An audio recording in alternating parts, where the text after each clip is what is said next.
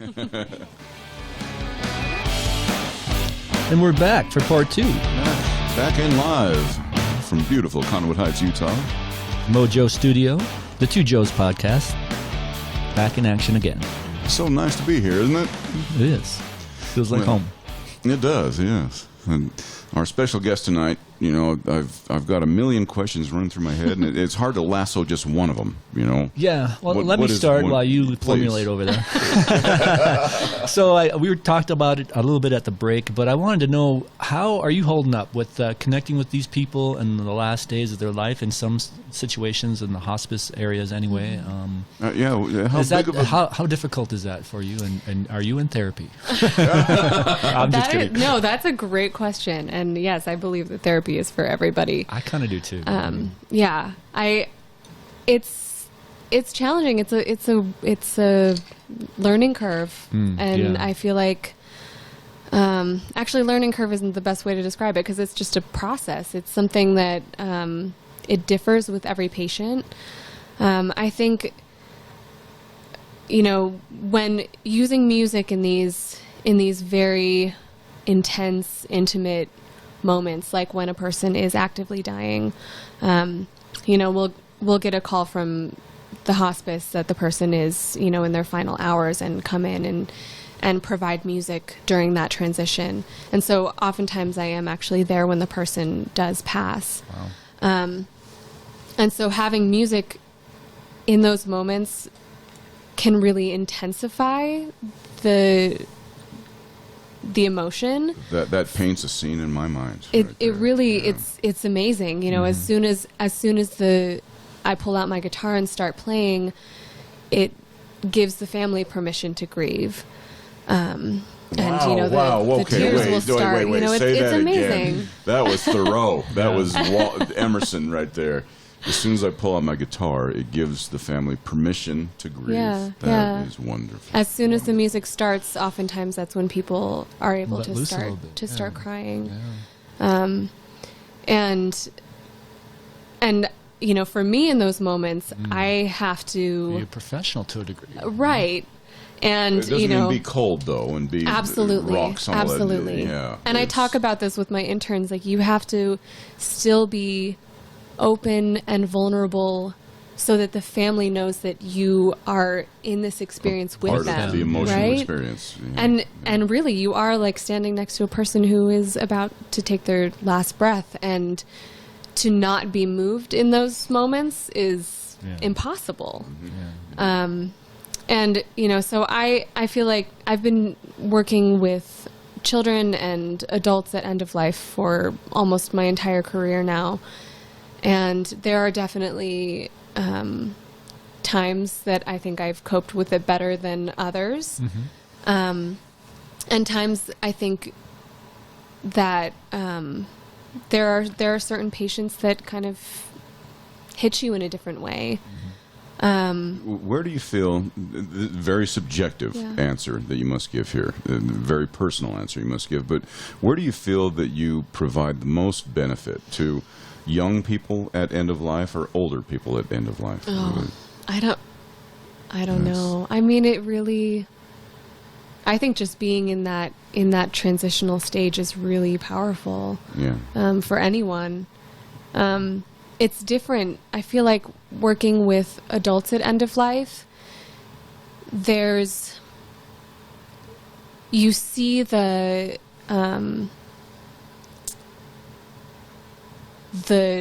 consequences, I guess, for lack of a better word, of life choices that follow you. I had never been with a child who died alone. And I've been with adults who had nobody else there with them when they died. Wow. And so that, I mean, it's different. It's a lot. Yeah. It's a lot. Yeah. But I guess to go back to your initial question, like, how do I personally cope? Kind of, cope and unpack all of that stuff. Berkeley can only prepare you so much.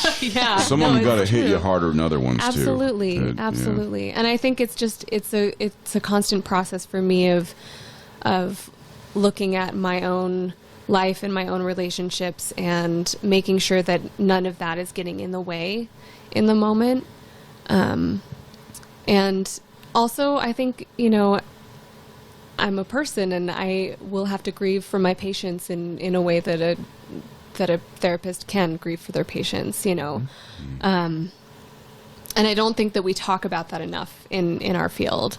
Do you have tools in your tool chest, like yoga, meditation, other things? Rock climbing, lifting, whatever. No. Jogging, running. Heavy metal. Heavy metal sometimes. I think for me, it's what fills me up the most is being able to have really quality time with my child. Oh, that's very therapeutic for sure. Yeah. But I think also going into the music, I found the times that I am coping the worst have been times that I haven't been accessing music for myself.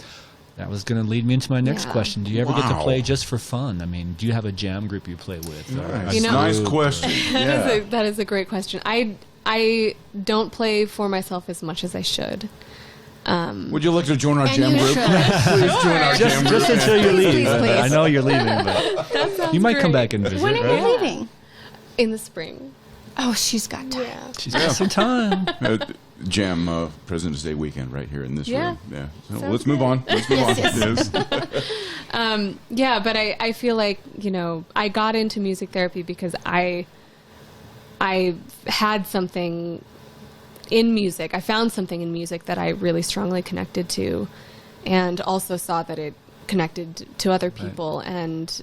And so when I'm not accessing that, I find that I'm not doing as well. And so that can sometimes for me be a personal red flag, ooh, I haven't picked up the guitar for myself in, months. I need to check. I mean, I'm playing constantly, but it's, How about that violin? Right. That could be your It misses you. That could be your personal thing, very maybe. much. Let's play it before you go. Oh no. Did you bring your banjo? Did you bring your violin tonight? I asked if I should bring anything, and you said questions. I should have. I was right. I know, it's true. I didn't bring anything, though. So do you ever get to play just because you play to connect, you play to reduce anxiety? Do you ever play to uplift, to Absolutely. joy? Absolutely. So you're playing fun stuff and to have fun, just for no other reason. Just For any age group, it doesn't matter how old they are. Yeah. So, okay. Yeah. That's great. Well, and so now you have your own private business that you're working now, and I guess I'll say you were public when I knew you, more of a public position that you had. Okay. Yeah. Was she the face of the franchise up there at the hospital? Yes. Yeah. It was all Maestro. She went out and did the PR work, it sounds like. We talked a little bit about before starting. You were on shows and podcasts, Fox News was all shows. over. I saw several Fox News. Wow. I saw one. In fact, I don't think it was you. I think it was another music therapist there. But Fox News did a special remote where the music therapist in Sophie's place sat there and wrote a song on camera as we were watching. Wow. And then it showed the strum and the rhythm and the tempo and everything. And this is how we do it. This is how we write an original. This is what music therapy is. It was fascinating. That's one of the skill sets that we need to have as a music therapist, is be able to quickly turn something. Yeah. So I mentioned your private business now versus your public position that you had before. Would you say that in your public position you would play some for the patients, but mostly for the families of the patients? That's what I experienced at volunteering up at Primary Children's. I played more for the families than I did for the actual patients. It would really depend. I mean, I think that's the hard thing about explaining music therapy is it's so individualized, and it would really depend. If you're working with a patient who has had a brain injury, you're using music very specifically to target maybe speech-related things. So that's specifically for the patient, but the parents can also, in those situations, have a very cathartic experience being able to see their child engaging in music. It can be really special and powerful. So, I mean, as a music therapist in any population, in any setting, you're really having to pay attention to everything that's happening around you. So in a hospice session, I might be playing for a patient who is not responsive anymore. but I need to be aware of what's happening with their spouse crying behind me, and to be able to or their child or whatever, and be able to address that and bring them into the fold if that's what they need. So that's a great answer right there. That explained it very well. I'm not sure where to go next. I want to get more personal. I want to get more personal again. Maestro, what is your favorite instrument to play? Guitar, piano, violin? Probably the guitar. Yeah. I love the guitar. It's just, there's just something about it that, I don't know. Yeah. I mean, I do. Yes, I do. In the time I volunteered up there, and may I say, shout out to Primary Children's Hospital. They have a wonderful music therapy program. They had not one but two Martin guitars hanging on the wall up there. Yes, and they were nice. They were fun to play. And you guys didn't have like packs of the guitar strings. You had big boxes of all the different, all 6 of them. Yeah, but a lot of guitars to maintain. You know what hurt my feelings so much, though, is when I would steal some strings, they were light. They weren't medium, they were light. That would be my fault. Tiny little hands. I need the light strings. And in fact, I think I have a tuner still here from Sophie's. Oh, no. Those would always walk off. They went through a lot of them, I'm sure. Yeah, it's okay. What is one of the most difficult instruments you've learned? Ooh, that's and a how good many question. how many can you play? Oh, I don't know. You told us how many are required. How many can you play? I mean, I can mess around on a string instrument, just like having the awareness of the string intervals. So my mom is Filipino. Okay. And my dad actually builds instruments. Okay. So he is his name Luthier? I've met him. Luthier? Is that his name? His name is Cliff. Okay. But he actually builds Filipino instruments, and the ones that he has been building have 14 strings. What is it called? So there's a Bandurria, Octavina, and Laud. She wants to learn how to play it. Oh my gosh! This is great. I'm serious. Yeah. I play about 14 instruments, and I think the most difficult is the guitar. Really? Hands down. The most difficult for me has been the guitar to learn. So why do you think that is? I don't know. I have no idea. I think it's a lot more crampy on my hands. Maybe it's something psychological, I bet. It's probably what it is. Maybe. Continue telling us about your dad, though. So So he builds these instruments. They're absolutely incredible. 14 strings. They're very. The Spanish colonized the Philippines for 400 plus years. Yeah. So there's a lot of that influence in these instruments. They're really played with tremolo. They're meant to be more melodic instruments, but then played in an ensemble, so similar to like violin 1, violin 2, viola, cello. So it's kind of they're in a string ensemble called a Rondalla. So those are instruments that I have been not spending as much time learning as I should, but they're challenging because you're to even. My sister does a lot of chording on them, which is really cool. But the string intervals are also just different, and of course, they're challenging instruments. So here's a question: have you ever been back to the Philippines? Have you ever? Yes. Because I follow a vlogger who's out of the Philippines. That looks like there's such amazing people. Absolutely, just such spirit in them and everything. That's very cool. Yeah. So do you speak Tagalog? Tagalog. Tagalog. I'm working on it. Oh, awesome. It's one of my goals. A lot of Spanish influence. There's in there. a lot. Yeah, a lot of Spanish nouns because things that they brought over. But yeah, we were back there last January. Went with my husband and my little one. My visiting parents, relatives. And yeah. And my Very parents cool. actually built a house there awesome. to go during the winters to escape the winters in New York. That's pretty neat. But I actually think the Filipino culture is very music based. It's so pretty much everybody can sing, can play the guitar. Ukulele. And if they it's not a traditional Filipino instrument, but I would imagine a lot of people can play it. Well, it was brought over. Okay. So, but Yeah, it's so embedded in the culture, and my mom played the guitar and sang growing up, and so I think that kind of was a little bit of that pull for me too. That I always joke that karaoke is the Philippines' national sport. I tell you, big deal. No, I've seen some Japanese. amazing stuff on YouTube. I do love coming out of the Big deal. Philippines. And didn't the new lead singer of Journey is Yep. Filipino? He's Yep. amazing. He is. Yeah. Yep. When I visited Tokyo, I went to the Roppongi district because we're looking to party, and we went block to block looking for just the right karaoke venue, and we found it. And we walked into a room. It was our room. There was nobody Yep. else. It wasn't part of that. We had our own room. Private karaoke room. Yes, Great. a big screen TV, 6 microphones, and a telephone on the wall to order beer. That's the whole, and it was one of the funnest nights of my That's life. awesome. That's yeah. so great. Well, So if you're ever in the fun. Philippines, you can find Same karaoke thing. places like that. Yeah. So great. And I mean, if they can't sing in tune, they sing with their full heart. It's just That's what we do. That's our Yeah, job. exactly. We just sing That's what loud. we do. Just let it fly. Yeah. I do have a question for you. I wrote a few down. We've asked all of them, so I'm so good. happy about that, except for one. Thank you, Benjo. So tell me about the most rewarding and challenging side for you emotionally and strategically with this job. I think strategically it would be just like keeping up with repertoire and keeping up with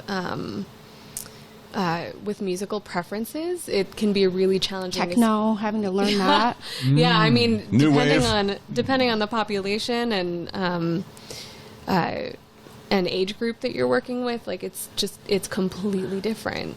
And working with adults too, you know, you've got just such a wide range of musical preferences. So like I have one patient right now who really loves like real jazz, jazz. Yeah. And then I have a lot of other patients that really, grew up listening to like old country western songs like Roy Rogers and Hank Gene Williams. Autry, Hank Yeah. Williams. Yeah. So, Johnny Cash. and then you've got like teenagers that are really into like preteens, maybe listening to Taylor Swift and Frozen and Malone. Jonas Brothers. Yeah. Jonas Brothers and, then Billie Eilish. And you've got just like, there's so much music. There's a lot of music out there. out And so, Yeah. as a music therapist, we have to keep on top of that, and we have Wow. to know, we have to also be able to pick up on things quickly. So if a patient, names a song in a session that maybe I've never played before, but I can pull up the chord chart and play it in So a it's session. Lots not- of by ear. Yeah. It's not necessarily then intuition, or does intuition play a part where, you know what, I'll bet this patient would love to hear some Eminem. Oh, absolutely. Yeah. You yeah. just feel it. You Yeah. just kind of know. Yeah. Awesome. Yeah. Well, that's based on the assessment, right? Assessment. Yeah. The ongoing, never-ending ongoing assessment. Yeah. Wonderful. So, go ahead. Yeah. Oh, and then the second part, you were saying the most emotionally challenging piece, Yes. I think, would just be the self-care piece that we were kind of talking Yeah. about. Just making sure that I'm taking care of myself and in a way that allows me to show up to these difficult situations. Because it's rewarding for you playing for yourself, right? Yeah, it is. I had a mentor tell me, he was like, don't take your hobbies and make them your vocation because you won't enjoy them as much. And that really rocked me. I'm not Can sure you that applies explain here, maybe though. how Yeah. how Good that question. would feel for you? Because I feel like a lot of it is so rewarding, but at the same time, You'd be doing this anyway. You would be doing what you're doing anyway. But she also said she doesn't do it enough for herself Yeah, as it is. It's true. So, yeah. That actually, I feel like is it taxing? exactly what you said is why a lot of music therapists do burn out. Okay, interesting. And I know a lot of people who aren't able to then access that for themselves anymore, and it becomes a job. Yeah. So I think that is a very real thing that music therapists struggle with, and Have you struggled with that? yeah. So what is your go-to? I mean, I feel like I am so passionate about the work. continuing the work and how much more you can do in the future for more people. And that those times that I have brushed music aside for myself personally, I am still doing a lot to challenge myself creatively in my music therapy sessions. So I think it's kind of, I feel like just for me personally, and I know that probably other music therapists might not feel this way, but for me personally, because of the way that I work, I think I'm constantly challenging myself and not kind of falling into like a safe way of doing things. And because of that, I'm still growing and progressing musically. A safe way, you mean in terms of protecting yourself from getting hurt? I mean, like, not just like going through the motions. Mm-hmm. Like, just getting it done and not really investing in it. And I think a lot of, people just in general, like with work, it's a job. And I remember go home. The one that hurt me the most when I was volunteering up there was a young girl they brought in a wheelchair. She was probably 6 years old, and I didn't know what was wrong with her. You couldn't tell just by meeting her what was wrong with her, but at one point I saw her lean forward to grab a bongo drum, and her entire back from her, top of her neck down to her tailbone looked like a giant turtle shell. It was just, I don't know what condition it was. And at any rate, she exhibited the most positive energy and happiness just to put a bongo drum in her lap, and I would do a couple of chords on the guitar and she would follow behind me. To watch what she did in the face of what she was going through in a lot, I don't know if she's still with us, I have no idea, but that one, I couldn't eat my Wheaties for 3 days after watching her. Shook you? It did. Watching her strength and her happiness. Her happiness. She was happy at the time I saw her, and that one stuck with me. It always will. Yeah, absolutely. I think, in one of the amazing honors of doing this work is that I get to encounter some of the most incredible people that I've ever met in my life, and see how they work through really, really difficult things. And it's not always pretty, but there's so much that we can learn, I think, just from other people. And music is just such an incredible way to kind of bring that out and to connect with somebody and learn about them and through music. Yourself and absolutely. Did you feel? I'm sure you've been told, how you've dedicated your life and career. I'm sure you've been told, "Oh, Maestro, you are such a good person for doing what you do for people and everything." Because I've heard it too. Mojo, you are such a good person for spending your time up there. You could be doing anything and everything. Yeah. But the thing, whenever anybody says that to me, I have to give the same response. I get way more out of it than the kids do. Way more. Yeah. I am strengthened. I feel like the Incredible Hulk. When I walked out of Sophie's place, wow, man, my chest was out, and I just felt good. I got more out of it than the kids did. Way more.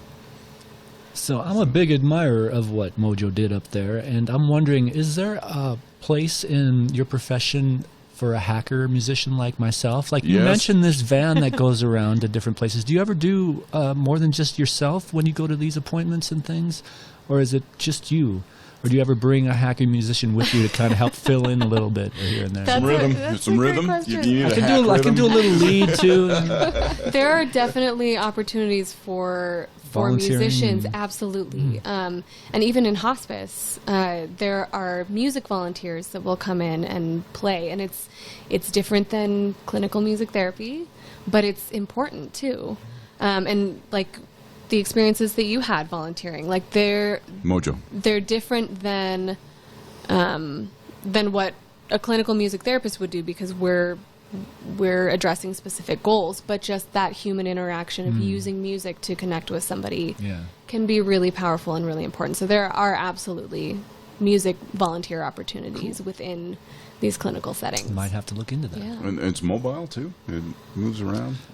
Well, she just mentioned something about someone in a van, and they take all their stuff, and they were doing this little mobile. Yeah, the mobile Sophie's place. Yeah. Nice. Is that what it's called? Is it? They have one out in California. Cool. Yeah. And so the music therapist uses it to go to their different places, and I'm not exactly how Yeah, sure where at how in California? it works. Sacramento I think is it's in what Sacramento. Yeah. Okay. Yeah. Another Very of my favorite recollections. Another one that will never escape me. I'm going to remember this on my deathbed. Was it was shortly after I started volunteering up at primaries with you, and I was only there for 2 years total, and it was early on. And that one evening, it was about 7 o'clock. My shift was 6 to 8, and you would leave at like 5. And so the place was mine. I could do whatever I want. It was great. I loved it. So one evening, a nurse walks in to Sophie's place and says, she points at me and she goes, "Are you a music therapist?" And I say, "No, I'm not. I am not a music therapist." Well, and then she pointed to the Martin guitar on the wall. "Can you play that guitar?" A little, you know. Okay, follow me. Grab the guitar, follow me. So she takes me down to the second floor. We walk into the room of an 11-year-old boy named Adrian. And I was briefed outside the room that Adrian has the mental capacity of an infant. And when I walked in there, I was immediately struck by the nurses. There were like 3 nurses in there walking around doing the tubes and the cleaning this and putting different things in different places. And all 3 of them were talking to Adrian at the same time, asking him questions. "Adrian, what did you think of breakfast this morning? Hey, Adrian, your grandma's coming tomorrow. What do you think?" He did not respond once, not to any of them. He did not change. He was kind of laying on his side, and he was just sitting there. He did not respond to one question these nurses asked him. I put my guitar up and I play 3 chords from Mumford & Sons' "Lover's Eyes," and Adrian's mouth opens up and he lets out a giant laugh, like a ha! Like that. And as soon as the nurses outside heard that, they run back in. "Adrian, we knew you were there, man. How you doing? It's all going." That is what showed me the power of music therapy. Powerful. The power of it. Wow. You can reach anybody Connection. with a couple of chords here and there. And it was shortly after that where they didn't allow us, the volunteers, to go to the rooms anymore. Yeah. That was one of the last visits I did. I think that was the last hospital room visit. Why don't they let you do that? Liabilities. So how do they do it now? You have to be certified, or how does that work? Maestro could go to somebody's room. But I couldn't. Like if I wanted to go with the volunteers, no. Oh, see, I used to do that in high school for hospice and like nursing homes, and then sometimes in I think it was on the NICU I went with people in my neighborhood. But I think it depends on the facility and what their requirements are. Yeah. Yeah, I mean, my daughter has even gone to nursing homes and put on shows for her dance troupe or whatever she was involved with, so that's very cool. Yeah, and that's so special to have performances like that, and it means so much to them. Absolutely. Yeah. There's a what's the politically correct way to say it? There's a convalescent home near here, elderly assisted living home or something. Yeah. And I'm thinking I should go down there with my voice, the way my voice is. I Sing go in some there. Johnny Cash for them. They'd love it. No, I'm thinking Glenn Miller. You know, some big band stuff, and because that's what they grew up with. Some Neil Young with that harp. You got it so good. Little mouth harp. That'd be good. Yeah. So music therapy can be applied everywhere. You know, I've made it my goal, and Banjo's on this one. We're focusing on the children's music therapy, but it's applied everywhere. Really, well, like you said, not just young, the family not just benefits old. from it too. Yeah. The addicted, the dispossessed, the homeless, whoever. It's universal. It's anyone, and you don't have to speak the same language. You just have to feel. Music is the same language. Yeah. That's what it is. Amazing. Yeah. So I want to get personal on Maestro here again. Then. You recently got married a couple of years ago. Yeah. And you have an infant. 2.5-year-old. Toddler. Okay. Toddler. Mobile. Tornado. A mobile tornado. Well, she showed me a picture of him. And yes, he is an infant, but he looks like a man. He's growing up real fast. Yeah. Yeah. Does he take any interest in music? He has, yeah. So right now he is obsessed with Nightmare Before Christmas. Fine. She's Banjo is kind of a Halloween fan. So. Oh, yeah, kind I of. love it when we play Halloween music, guys. Werewolves of London. Yeah. Exactly. Yeah, I have a whole set list of Halloween songs. Yeah. Well, he loves anything spooky, like Interesting. monsters, but he's really obsessed with Nightmare Before Christmas, which actually makes me really happy because the music in that is Interesting music so in that, yeah. cool. Mm-hmm. It's not just like four chords, you know, like It's boring. very complex It's and, really yeah. cool, and he's learning to sing it, so he'll. Does he sing for you? Yeah, he does. He That's does. great. But And he so he went stops you from singing, though. He does, yeah. He stops me. Yeah. He runs up to my guitar and he like puts his hand on the guitar. Mama, so does no. mine. No, don't sing. Don't sing. But he sings for you. But he'll sing, yeah. And he That's won't. cool. He doesn't like it when I sing along with his favorite songs. Okay. Yeah. Like he has to do it himself. He's in that very That's independent stage. But I really just love watching his musical development happening because he's he's starting to be able to really match pitch, and he's always had like a really good sense of rhythm. Very cool. So I'm interested to see, I definitely don't want to push music on him because I know that can create an unhealthy relationship with expose it music. to it, yeah. That's what I was going to look. That's the Absolutely. word I was looking for. Yeah. I think he'll, just with that exposure, he'll probably want to play something at some point in his life. Well, I'm maybe he'll going just to sing. continually curse my parents for not forcing music on me when I was 8 years old. I got into music when I was 40, so 10 years ago, and it has changed my life. Yeah. It has introduced me to people I never would have known, including Maestro here. And man, how different could my life be? But that spilt milk under the bridge. Yeah. So you never know. Yeah. Think how great it is. I mean, I'm whenever we do our jam sessions, it really is. It's like religion for me almost. It's so therapeutic and so just like my ritual that I need to center myself to be normal throughout my week. Yeah. It's such a release. Well, and Banjo, you're one of the I think 3 of us, maybe 3 or 4, who have it in their veins. Yeah. The rhythm, the tempo is in your veins. I have to work at it. Into it. And Dojo and some others, we have to work at it. You don't. I Harp have Joe to work doesn't. at it too. Violin's simple, but I have been playing for over 25 years, so of course it is.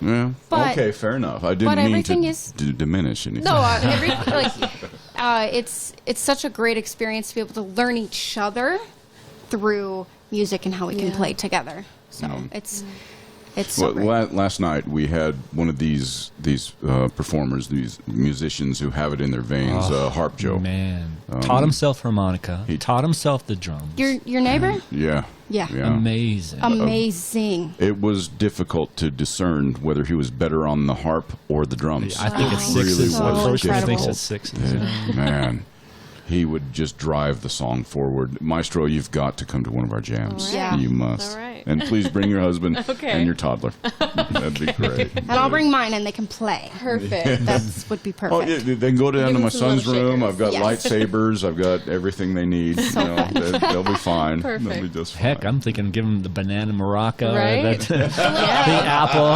Yeah, I've got it all. I've got a little xylophone. They can. Yeah. So, Maestro, what do you see as the future of music therapy? I have my opinion, if I may express it first. And Sure. I'm just thinking it is just spreading the word further and further about music therapy and creating more programs in hospitals around America and the world. I like that. Get the word out, because like you Get were the saying, word we out. never really heard about it until Yeah. you were at the nursing home, and then somehow someone said music and therapy in the same sentence. Yeah. And, yeah. Thank goodness you were there for that. No kidding. you know, Yeah, that's- that was providential, wasn't Yeah. it? So, what is the biggest market out there that doesn't have a music therapy program? And we have one here in Salt Lake. Does LA have one? We know Sacramento does. Yeah, I mean, I wish I remembered off the top of my head how many board-certified music therapists there are in the country, but there are thousands. There are probably 150 maybe music therapy training programs. At different campuses around the Yeah, world. just a lot And of them are we're back not east, talking but community colleges. These are full-blown, like University of Utah and yeah, they're UCLA. mostly housed in music departments in Okay. colleges or universities. Yeah. But I think we are kind of at a precipice as a field. I think the a lot of people are starting to understand what music therapy is, or at least starting to hear about it. I think one of the big turning points was actually, if you remember, when Congresswoman Gabby Giffords was shot. Yeah, I remember that. And after she was shot, she worked with a music therapist, and her first words came back during a music therapy session. She sang before she was able to speak. That is incredible. Right? It's amazing. Cool. Wow. Listeners of the Two Joes podcast, let us focus on that for just a moment. Yeah. That is magical. Yeah. Link that. That is that's a good idea. Yeah. I'll see if I can find Yeah, there's a lot out there. How do you know this? Where did you find this out? I mean, so the media took it and ran with it. Like, it was a big thing for our This is for fake our news. field. This is not fake news. Definitely not Okay. fake news. No, and her music therapist is fantastic. Do you know her music I therapist? haven't met her personally. We've talked before, Okay. just about rehab things. But so that's music therapy within rehabilitation, and so that kind of got a lot of people to at least just know that music therapy at was least a give thing. a nod and say maybe there's something to the music Right, therapy. Maybe there's something right. real there. Maybe Right, exactly. Here's a it real deserves some example. funding and some attention. Yeah. So it really depends on the state too. There are some states that will reimburse. Insurance companies will reimburse for music therapy services, which is incredible because it's then seen as an essential service. We're not there in Utah yet. In many places, I'm sure. In many places, yeah. But I think the awareness piece is starting to happen. Also with that documentary Alive Inside. I don't know if you guys Alive heard Inside, about no. that. I've What's not, it on? no. So it's interesting because it's not music therapy, but it got a lot of people talking about how music can be used with people with Alzheimer's and dementia. And it's this man who started a program to bring iPods, have people donate iPods to nursing homes, so that people could have individualized music playlists, which is fantastic. I think ideally that would be overseen by a music therapist who understands the nuance of how music can both be beneficial That would probably and be harmful. beneficial because I know we did that with my mom. She had Alzheimer's and was in a care center, and we gave her headphones and the iPod and everything. But we could have maybe taken it to the next level if we would have had a musical therapist to help us. Whatever. I'll edit that out. We could have taken it to the next level if we would have known. Nobody knows it's out there. That there are professionals like Maestro out there who can help. They can help. And that is the number one thing that has to be learned. Yeah. They can help. I think also, going back to your initial question of what the future of music therapy looks like or needs, I think access to services for people who don't have the funding, maybe facilities. People or institutions. Or institutions, or nonprofits. There's so many amazing facilities and organizations out there that are serving people who, and these organizations are struggling just to make ends meet. Yeah. And music therapy could be an incredible part of that, but they don't have the funding within their budget to hire a music therapist. There's only so many Steve Youngs There's out constraint. there. Exactly. Yeah. Forgive me for taking over again, but 2 weeks ago I was at a bar in Key West. No. And I was sitting next to, I didn't know it at the time. I was told about it after he left. The bartender asked me, do you know who you were just talking to right there? And he said, that was the owner of Frito-Lay. Wow. And so and he and I talked about Jamborne and children's music therapy and how to expand all of these services across the country and the world. Yeah. So I'm thinking, Did you get his contact info? Yes. Okay. Yes, I did. Thank you. And he got mine. And Great. So, this just needs to be expanded. It needs to be, separated also from the homeopathy, the magical mystery cures and everything, because music therapy is real. Yes. It actually helps. This other stuff Undeniable. doesn't. It's well, I think the difference is music therapy is actually an evidence-based profession. Yes. So there we go. There's research behind what we do, and the more that we understand about how our brains and bodies process music, the more evidence we have to support why it works. Yeah.